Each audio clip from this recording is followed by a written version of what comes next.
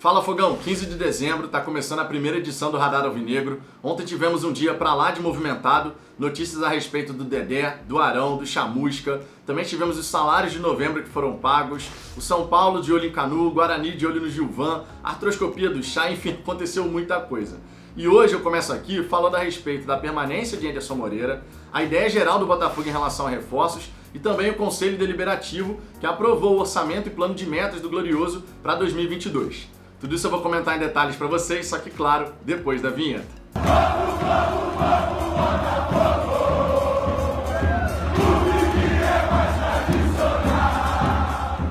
Vamos lá, Fogão, para começo de conversa é sempre importante lembrar a programação do canal, a nova programação do Fala Fogão.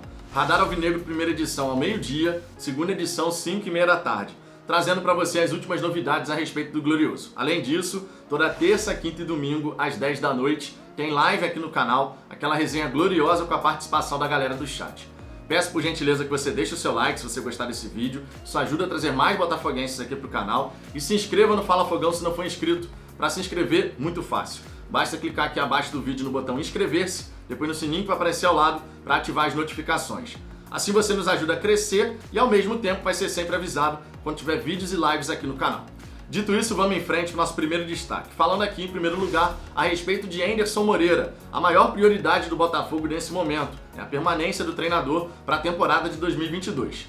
A gente sabe que no contrato de Anderson Moreira com o Glorioso tem cláusula de renovação automática, já com toda a questão de valores ali, parte financeira estabelecida, mas aconteceu a divergência, né? O Anderson Moreira pensando em termos de montagem de elenco numa linha e o Botafogo em outra. Só que por conta da janela de transferência que vai ser instituída pela CBF já nessa próxima temporada, para as equipes que disputam as séries A e B do Campeonato Brasileiro, sempre lembrando, de 19 de janeiro a 12 de abril, de 18 de julho a 15 de agosto, certo? Então as equipes vão ter essas janelas aí, esses períodos, para poder contratar e inscrever os atletas. Como a diretoria do Botafogo pensava em reforçar efetivamente o elenco lá para maio, junho, quando começa a entrar o dinheiro das cotas de TV em relação à Série A, existia essa divergência entre o que a diretoria do Botafogo estava imaginando e o que o Anderson Moreira de fato queria que fosse feito. E agora o Botafogo, pelo que parece, segundo informação do GE, vai conseguir anunciar a permanência do treinador nessa semana ainda. Então existe essa expectativa do anúncio acontecer nessa semana. O que significa dizer que os pingos nos is foram colocados e, de repente, ambas as partes chegaram no denominador comum em relação à montagem do elenco. Claro, o Botafogo está sendo forçado a agir um pouco mais cedo do que estava pensando, né? Bem mais cedo, na verdade, né? Porque a janela é de janeiro a abril. E o Anderson Moreira, com isso, vai poder ver o time do Botafogo dando uma encorpada. Então vamos aguardar, essa permanência do treinador tá para ser anunciada. E tomara que seja anunciada logo essa semana para a gente terminar com essa novela. Porque definir a comissão técnica, treinador, é o primeiro passo para você poder começar a fazer o trabalho de, olha, vamos contratar esse, não vamos manter aquele, porque senão fica naquela, não sabe se o treinador fica, se o treinador sai, aí começa a se movimentar no mercado, daqui a pouco o Anderson Moreira sai do Botafogo, tem que contratar um outro profissional, enfim, vai ficar bagunçado. Então, definir a permanência do Anderson é fundamental para a gente poder começar a se movimentar. E falando em se movimentar no mercado, tem a ideia geral aqui do Botafogo em relação a reforços. Segundo a matéria do GE, o Botafogo pensa em contratar jogadores para todas as posições, com exceção das laterais, onde o Glorioso entende que está bem servido. Sempre lembrando, a gente tem Rafael Daniel Borges na lateral direita, a gente tem na lateral esquerda Carlinhos, Hugo e Jonathan Silva. De repente, para a lateral direita, a gente pode ter um garoto da base ali como terceira opção, já que o Jonathan Lemos não vai ficar, né? Na verdade, já até saiu do Botafogo, já está definido isso. E o Vitor Marinho, que estava no nosso sub-20, o Botafogo ainda tenta a permanência do jogador. Ele pertence ao Resende, o contrato dele se encerra, mas o Botafogo está tentando, junto ao Resende, a permanência do Vitor Marinho e também do Vitinho. Tá? É importante destacar isso aqui. Sempre importante lembrar também que, pelo plano de metas do Botafogo, o elenco profissional deve ter no máximo 30 jogadores. E 30% do elenco formado por jogadores oriundos da nossa categoria de base. O que significa dizer que o Botafogo vai ter ali cerca de 9 atletas da base formando o elenco profissional. Então dá pra gente imaginar um jogador da base como terceira opção para lateral, para zaga, enfim, coisas assim que podem e devem acontecer segundo esse planejamento do Botafogo. A gente não sabe ainda se o Rafael Navarro vai continuar, se o Barreto vai continuar, se o Oyama vai continuar. Tem essas indefinições, a mesma coisa vale para o Varley, para o Marco Antônio. Tem alguns jogadores aí que foram importantes ao longo da temporada de 2021 que o Botafogo ainda está tentando costurar um acerto para a permanência do atleta. Todos esses aqui que eu falei, Oyama, Barreto, Marco Antônio, Varley, Navarro, todos esses estão nessa situação. Então a gente tem que ver como é que vai se desenrolar cada um dos fatos. O Marco Antônio depende de um acerto entre Botafogo e Bahia. O Varley, o contrato dele se encerra agora, no fim do ano. A primeira tentativa de renovação foi frustrada. A mesma coisa vale em relação ao Navarro. Ainda não assinou contrato com nenhuma equipe. O Botafogo fez uma proposta final. E a gente está naquela indefinição. Vai ficar, não vai ficar? Eu, inclusive, sinceramente, não me lembro de ver uma novela maior do que essa em relação à tentativa de renovação com o jogador. Desde março, a gente está tentando resolver esse caso. E o Navarro, até então, não assinou contrato com nenhuma equipe. O que é bom por um lado, só que pelo outro a gente fica naquela. E aí? Vai ficar? Não vai ficar? Tem tudo isso acontecendo aí.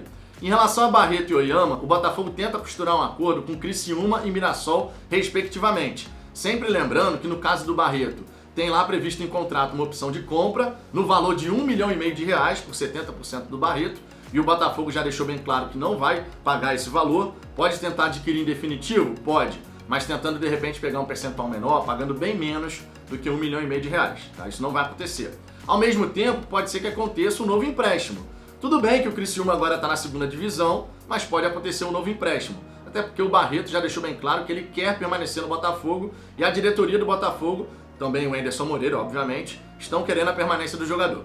Sobre o Oyama, não tem opção de compra. O Botafogo vai tentar convencer o Mirassol a manter o Oyama aqui com a gente por mais uma temporada, um empréstimo.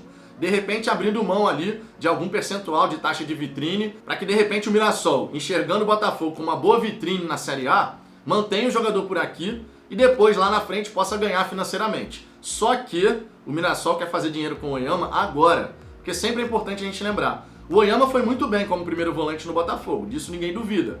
Só que foi a primeira vez na carreira dele que de fato ele teve um grande destaque para uma equipe grande, né? Foi a primeira vez. Então o Mirassol de repente está querendo fazer dinheiro agora porque não sabe ainda como é que vai ser o desempenho do jogador na Série A. Tem tudo para dar certo, mas a gente ainda não sabe, é uma incógnita nesse momento. Pode dar certo como pode não dar. E o Mirassol obviamente está pesando todas essas questões e também verificando se vai surgir alguma proposta vantajosa para vender o atleta. A família do Oyama, os pais do Oyama já deixaram claro que se depender dele, ele quer permanecer e tomara que a gente consiga a manutenção do jogador. Agora, um outro ponto que vale destacar é a respeito de Elkson e Dedé. Vamos falar primeiro sobre o Dedé. Eu já comentei sobre isso ontem aqui no canal, mas é importante sempre lembrar as informações. O Dedé está fazendo exames, tá? Já passou por uma consulta clínica, mas vai fazer exames mais aprofundados para que o Botafogo possa avaliar a real situação do atleta, que vai mantendo a forma física no Volta Redonda. Ele que é botafoguense, caso seja aprovado nos exames, vai fechar um contrato com o Botafogo de produtividade até o fim do Campeonato Carioca. E aí, sendo aprovado no Campeonato Carioca, prorroga o contrato até o fim do ano pelo menos. A situação do Dedé nesse momento é essa. Tecnicamente, ninguém duvida da qualidade do Dedé. Tecnicamente, a gente sabe, é um grande jogador. O grande X da questão do Dedé é a parte física, né? Especialmente falando de joelho, né? Joelho direito e joelho esquerdo, os dois. Então a gente tem que ver de fato qual é a situação e se avançar em relação aos exames, se for aprovado, aí sim, fecha o contrato de produtividade. Na minha opinião, contrato de produtividade em relação ao Dedé, salário baixo nesse primeiro momento, não vejo problema nenhum de chegar, traz o Dedé para o Campeonato Carioca, é uma alternativa, avalia. Foi bem? A gente gostou do desempenho? Ele permanece. Então eu sinceramente não vejo problema em relação a isso. Não é um contrato com salário alto, nada disso, não é nenhuma loucura financeira, esse é um ponto importante, muito pelo contrário. Então a gente tem que estabelecer aqui que em relação ao Dedé é uma experiência em relação ao jogador. Tecnicamente a gente sabe que ele entrega, agora resta saber se fisicamente também. Já em relação ao Elkson, ele está no Brasil, tá? Ele está no Brasil para as festas de fim de ano e agora vai facilitar esse contato com o agente do atleta e também com o próprio jogador.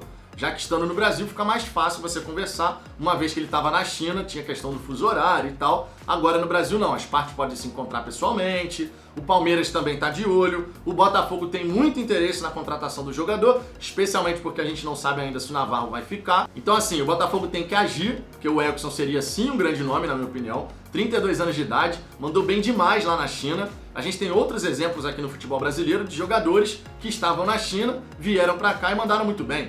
O Roger Guedes já passou por essa situação, o Renato Augusto, o Paulinho, enfim. Tem jogadores aí que jogaram no futebol chinês, o próprio Hulk, que aqui no Brasil tá arrebentando.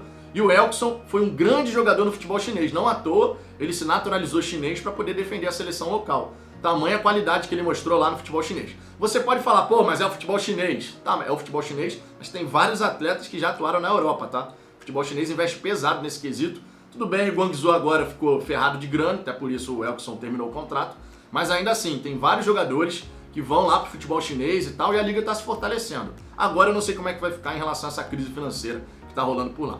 Então, em relação a reforços, Fogão, a ideia do Botafogo é reforços gerais, com exceção das laterais. Para fechar, Fogão, quero falar aqui a respeito de orçamento e plano de metas para 2022. O Conselho Deliberativo do Botafogo, com exceção de um voto, aprovou o orçamento e o plano de metas para a próxima temporada, o que é muito importante, o que sinaliza que o Conselho está olhando o que o Botafogo está planejando e falando, bom, beleza, isso aqui é factível de ser executado. E agora a gente tem que colocar em prática isso daí. O Botafogo estima uma receita de cerca de 193 milhões de reais e uma despesa de cerca de 191 milhões de reais, tá? Só pra gente arredondar e falar números gerais. Agora, é aquela história, o Botafogo tem que alcançar algumas metas para poder chegar a esse faturamento. Como, por exemplo, o sócio-torcedor, que o objetivo do Botafogo para 2022 são 29 mil sócios-torcedores, 9 milhões e meio de reais sendo gerados com o sócio-torcedor. Outro ponto aqui importante, patrocínio, 9 milhões de reais com patrocínio. Tem também a questão de loja online, mais de 600 mil reais em resultado com a loja online. E também tem a parte de desempenho esportivo.